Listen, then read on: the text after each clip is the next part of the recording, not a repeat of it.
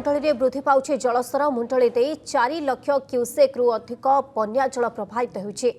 फल कटक जिला आठगड़ सापुआ नदी में द्वितीय बन्या सापुआ नदी कूल अंचल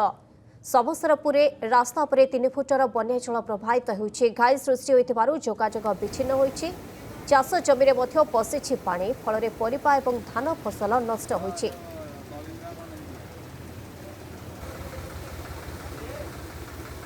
पुणी आरंभ होइछि लघुचाप जनित लगाण वर्षा फल सापुआ नदी और महानदीर जलस्तर वृद्धि पाउछि। एपटे हीराकुद जल भंडार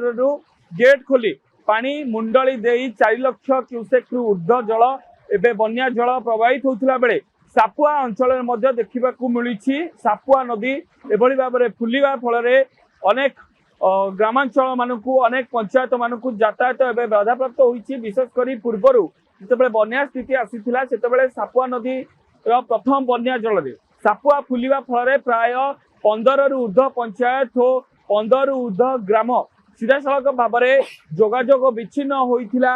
आखपाख अंचल सहित एथि सहित जहाँ प्रमुख घटना रही परिबा चाष उजुड़ी जाउछि। जमी रे चाष करी जो भली दिन राति परिश्रम करी करजरे टंका आनी चाषी जो भली परिश्रम करी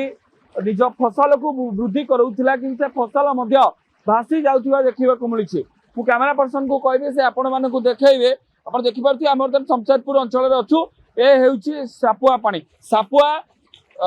जलस्तर द्रुत गति रे गतकाली वर्षा पर वृद्धि पाइबा फल एठारे आपण देखि परथिबे कैमेरा पर्सन को कहबे से आपण देखेबे को भली भाबरे एठारे तळी गुडी भासी आसुथिला चाषी माने से सब को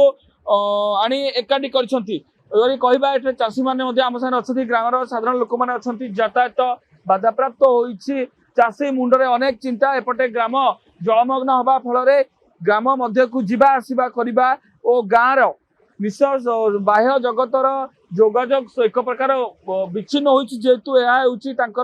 प्रत्येक दिन जीवा आसार रास्ता। कैमेरा पर्सन को भी देखेबे जमी की धीरे धीरे पानी जाउछि और द्रुत गति में पानी वृद्धि पाउछि सापुआ अंचल निश्चय भाव में कईटा समय मध्य सबू जमी जलमग्न हो पनीपरिया फसल उजुड़ जीव काकुड़ी बैगण भेंडी बोदी एभली चाषी करथिबा अनेक प्रकार फसल उजुड़ जीव। आम सहित चाषी अच्छी पचारि बुझा आज्ञा टे ना कहबे सचिदानंद साहू घर समसरपुर कौन कहबे जो बन्या पानी पुणी आसला द्वितीय बन्या पानी देखो सब तो गले कहू तथापि पुणी जलबंदी अवस्था होइछि द्वितीय बन्या कौन सब लगैथिले किबळी भासी जाछि सब भासी किछि नाही करजबार जे आनी फसल करजबार आनी हां धान खान सब फसल फसल ओकरे सब जाइछि। आउ जने मध्ये अछंती टिके आपण ना कहबे